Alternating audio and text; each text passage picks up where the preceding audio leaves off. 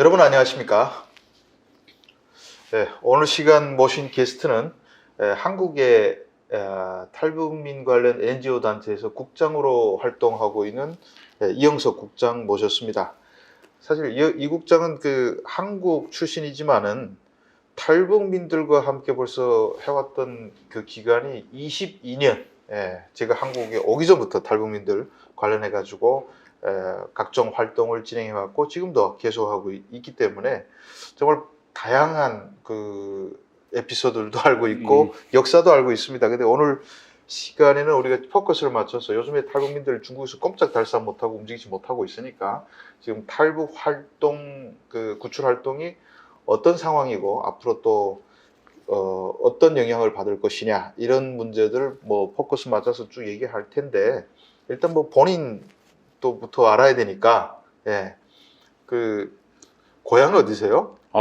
일단은 태어난 곳은 서울이고 고향은 부산입니다. 그런데 다들 저를 평양 출신으로 알고 계신 분들이 간혹 많이 계셔가지고 22년이면 그때 탈북민들이 한 1000명, 2000명 그 사이일 때부터 네네. 했죠. 부산에서 스포츠 이런 것도 했잖아요. 제가 어릴 때 운동선수 생활을 초등학교 때 좀 잠깐 하고 고등학교도 일단 공부보다는 시범단에 있었기 때문에 합기도 시범단에 합기도 시범. 그래서 그럼 지금도 이렇게 지금은 이제 양쪽 연골이 다 나가서 근데 어떻게 돼서 탈북민들하고 또 인연이 시작된 거예요? 그게 제가 대학 시절에 저희 그 지도 교수님이 장난삼아 서울에 있는 여대생들하고 연합 MT를 한다. 가보지 않겠느냐 해서 저는 굉장히 설레이는 마음으로 이제 참여를 했는데 그게 이제 북한 관련 NGO에서 하는 자원봉사자 수련회 이런 거였어요. 자원봉사를 속아서 간 거야?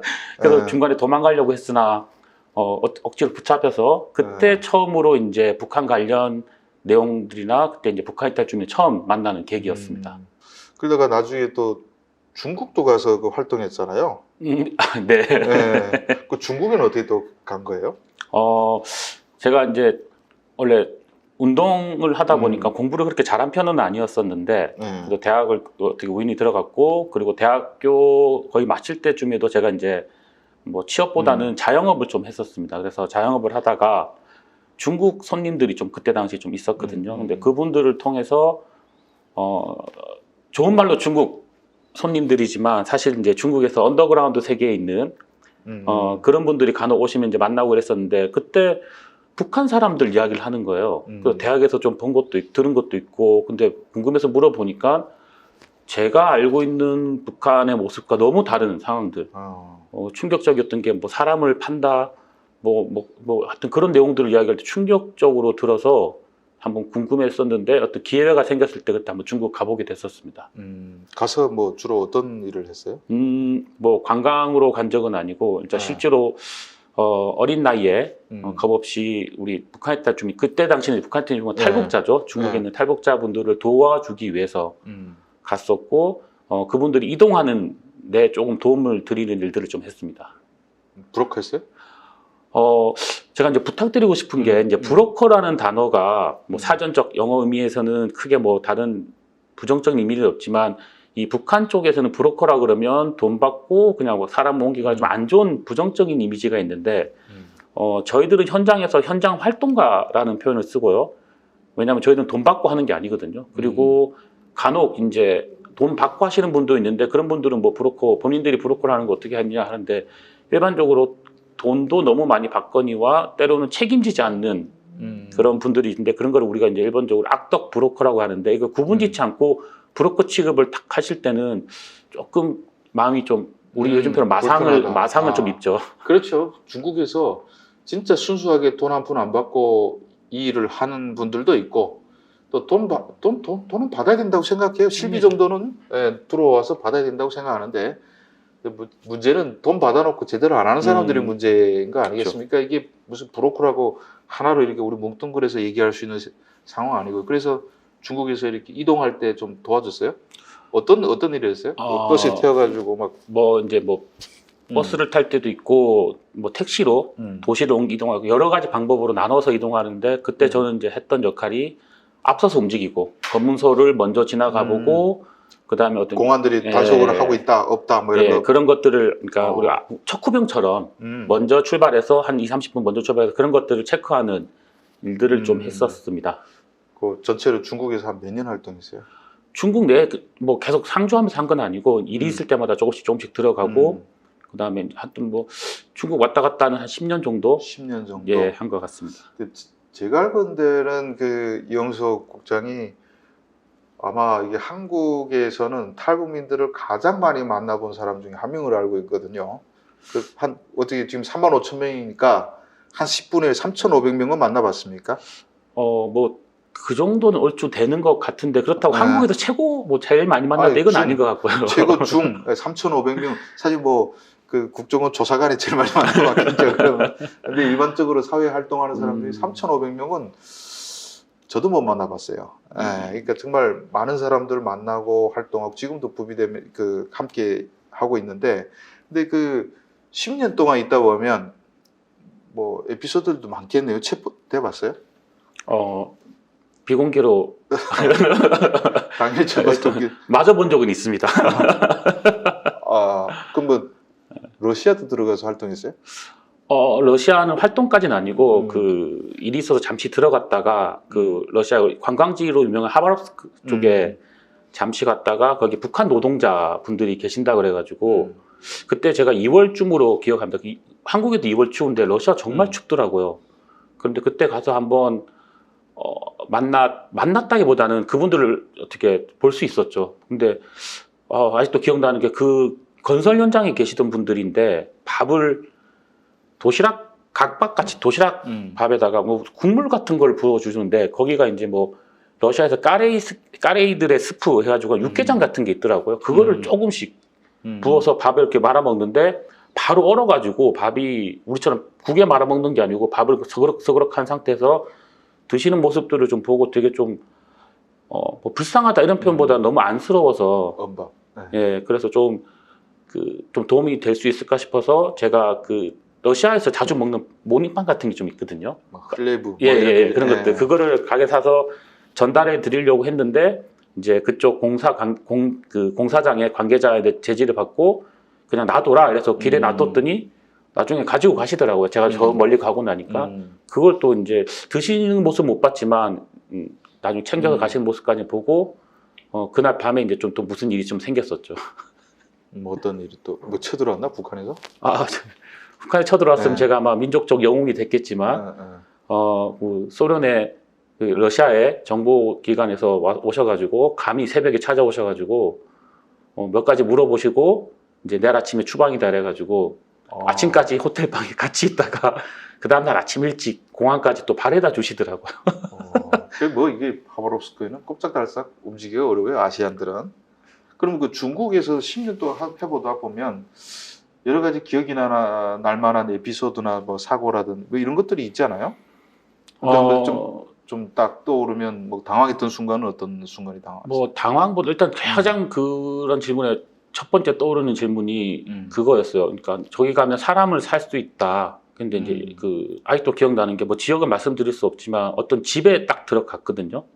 근데 그때 이제 들어갈 때 한국말 하지 마라, 아무 말도 하지 마라라고 했는데 그때 여성분 세 분과 그다음에 세 번째 계신 분은 딸로 추정되는 분하고 같이 이렇게 앉아 계시는 모습을 봤어요. 그래서 쓱 둘러보고 이제 그쪽에서 이제 조선족 브로커죠, 나쁜 브로커가 막 얼마 막 하는 거예요. 높임말도 필요 없죠, 그런 사람들한테는. 그래서 뭐 노예 시장에서 막 예, 팔려가는 그래서 것처럼. 정말 좀 당황스럽고 막 이렇게 했는데 그래서 아무 말도 안 하고 나가려고 했더니 갑자기 감정이 복받쳐서 지금 그때 그 딸하고 같이 앉아서 계셨던 분이 저 다리를 팍 이렇게 감싸 안으시면서 사달라고 자기를 지금 안 사면 자기 딸하고 헤어진다고 했던 게 좀 이렇게 잠깐만요. 갑자기 그게 좀 아직도 계속 좀 기억에 많이 남는 것 중에 하나입니다. 그분은 한국 들어왔어요? 그 뒤로 계속 추적을 했는데 못 찾았어요, 그분을. 죄송해요. 감정이. 예. 그럼 뭐 가다가 무슨 공안에 잡히거나 뭐 그런 것은 있었어요? 다행히 제가 직접 현장에서 많이 움직이기보다는 앞에서 항상 선두로 움직였을 때는 거의 그런 일이 없었고 다른 분들이 이제 일을 하다가 현장에서는 그런 일이 생기면 서로 도움을 요청하거든요. 그래서 그런 일이 있을 때는 현장에 아예 이제 국적을 가지고 활동하시는 분들이 더 적합하기 때문에 그런 일에 투입되고 저는 뒤에서 이제 어떻게 진행되는지 중간에 상황을 보고하고 이 정도 역할을 좀 했었는데 잡히는 일도 많았었고 오히려 이제 뭐 경험도 해보셨겠지만 상당수의 탈북 하시는 분들이 브로커라고 하지만 못 믿을 때가 되게 많거든요. 서로 언제 믿을지 모르기 때문에 불안한 감에 또 숙소에서 도망을 가시는 분도 계시고 그래서 그런 일들이 막 좀 자주 벌어졌었죠. 그래서 이제 우리가 생각하는 탈북 과정이 현장에서 느끼기에는 정말 처참합니다. 사람이 인간의 본성의 바닥이 다 나올 때도 있고. 그렇죠. 그때는 너무 불안하잖아요. 그렇죠. 그 데려가면서 사람들 이렇게 팀으로 데려가면 다 뭐 칼 차거나 독약 품고 막 그러고 가는 사람들이 아닙니까? 그 사람들은. 그러니까 그런 사람들이 지금 정말 신경도 엄청 곤두서 있고 뭐 여러 가지 트러블 많겠죠. 한국 들어와서는 다 이렇게 민주 시민으로 잘 살고 있겠지만은 그때는 생과 죽음이 오가는 순간에서는 엄청 긴장할 수밖에 없어요.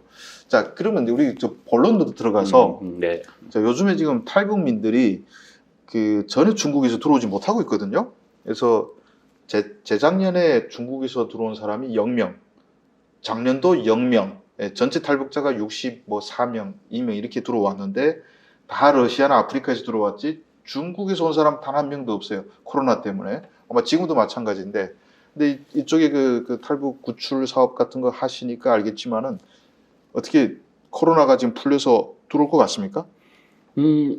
일단 제가 지금 현재 전문으로 하는 건 아니기 때문에 근데 이제 뭐 잘 아시잖아 지금도. 예, 그래서 저희 이제 개인적인 이제 의견을 말씀드리면 뭐 상황마다 다 틀릴 수 있지만 저는 지금 현재 움직일 수 없다라고 생각을 하고 있고요. 저한테도 좀 도와달라는 사람들이 꽤 있는데 제가 어떻게 도와줄 수가 없어요. 지금 잘못 다쳤다가는 좀 사고가 나니까. 예, 지금 뭐 아마 방송을 보실 때쯤 언론에서 뭐 몇 명이 잡혔다는 언론도 나오고 할 텐데 제가 봤을 때는 지금 현재 뭐 중국에서 이동하다가 잡혔다 이런 것들은 대부분 중국의 생각보다 CCTV, 그러니까 안면인식 프로그램이 저희가 상상하는 것 이상으로 실력 발휘를 하고 있습니다. 그래서 뭐 몇만 명을 동시에 감시하는 건 아니지만 국경 연선에서 움직였다든지 아니면 좀 불안해 보면서 그룹이 막 6-7명이 우르르 옷이 일단 차이가 나거든요. 움직일 때. 뭐 그런 모습들이 보이면 거기서부터 추적이 돼요.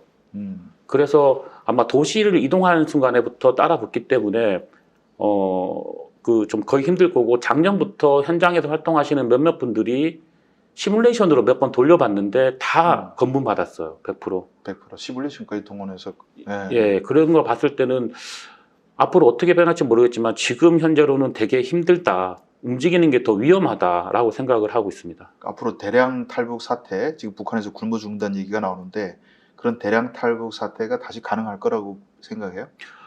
일단은 지금 현재로서는 북한에서 중국 국경 넘어오는 거는 거의 불가능한 상태고요. 간혹 뭐 소수 한두 명이 넘어올 수 있겠지만 중국 넘어오는 거. 네, 그것도 힘든 상황에다가 중국 내에서 이제 활발하게 움직이는, 즉 다시 말씀드리면은 몽골이나 제3국 동남아 쪽으로 이동하는 루트들이 예전과 달리 굉장히 단속이 심하기 때문에 철조망 다 쳐놨잖아요.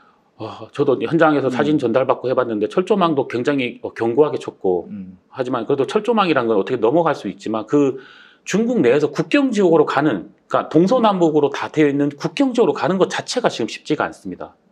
그러니까 기차역 나가면 바로 CCTV로 벌써 다 100% 보이고 걸리죠. 버스도 마찬가지고. 그러면 택시 같은 거 타고 한두 명씩 이동하면 가능해요? 그거는? 지금 어떤 분들은 뭐 트럭에다가 한다, 컨테이너 박스 요만큼 해서 사람을 이렇게 들어갈 수 있는 공간을 만들어 이동한다 이런 것들을 막 말씀하시는 분도 계신데 그게 우리 한국처럼 1시간 30분 이렇게 움직이면 모를까 막 2박 3일 3박 4일 움직이는데 그 사람이 도저히 할 수 없는 일들이 힘들 거고, 그리고 저희가 지금 예상하기로는 그냥 그 오토바이 같은 걸로 마을 이런 식으로 끊어서 스타카토식으로 끊어서 이동하면은 모를까 그 외에는 헬멧 쓰고 대중교통으로는 굉장히 힘든 방법일 것 같습니다. 지금. 그럼 앞으로 그 대량 탈북 사태 다시금 또 탈북민들이 1년에 뭐 몇천 명씩 오고 이런 일은 벌어지지 않을 것 같다고 생각하세요? 저는 개인적으로 향후 한 3년 동안은 예전처럼 들어오는 건 거의 불가능하다. 100명 미만으로 들어올 수밖에 예, 없고. 그 왜 3년이나 규정했냐면 3년 안에 현장에 있는 활동가분들 또 다른 방법을 찾아낼 거라고 생각을 하기 때문에 그런데 확실히 올해는 너무 힘들고 이제 내년부터는 뭔가 조금씩 움직이다가 그 루트로 좀 새로 찾지 않을까 싶습니다. 배로 오는 건 어떻게 생각해요? 저는 현실적으로 배가 가장 지금 상황에서는 배가 가장 네. 가능성이 높아 보이는데 워낙 비용도 들고 그리고 배라는 게 바로 이제 GPS 같은 걸로 다 이동이나 이런 것들이 잡히기 때문에 쉽지는 않겠지만 그래도 현재 지금 제가 알고 있는 상식선에서는 가장 현실성 있는 방법인 것 같습니다. 자, 이렇게 우리 이영석 국장 만나가지고 결국 답답한 얘기죠. 앞으로 탈북민들 못 들어온다, 잘 들어오기 힘들다 이런 얘기를 들었는데 결국 어떻게 됐습니까? 그 북한은 또 거의 뭐 철조망을 친 관리소, 수용소에서 사람들이 이제는 도망도 못 치게 하고 있고, 그러니까 한국에 들어온 탈북민들은 참 먼저 들어온 사람들 운이 좋은 사람들이죠. 이런 탈북민들 우리가 보듬으면서 이들을 또 미래의 통일 일꾼으로 키워나가는데 우리가 역점을 기울여야 되겠다 이런 생각이 드네요. 네. 이영석 국장님은 또 이렇게 결혼도 그 북한 탈북 여성하고 하셨잖아요. 네네. 그 얘기 또 재밌으니까 뭐 다음에 또 그 얘기 또 나눠보도록 하겠습니다. 네. 예, 오늘 시간에는 이 탈북민 관련 뭐 이렇게 중국에서 어떻게 이동하는데 어려움, CCTV네 결국 CCTV. 이게 그 어려움에 대해서 우리가 들어봤습니다. 다음 시간에는 또 다른 한국에 정착하는 탈북민들에 관해서 여러 가지로 대담을 나눠보도록 하겠습니다. 긴 시간 동안 시청해 주셔서 감사합니다.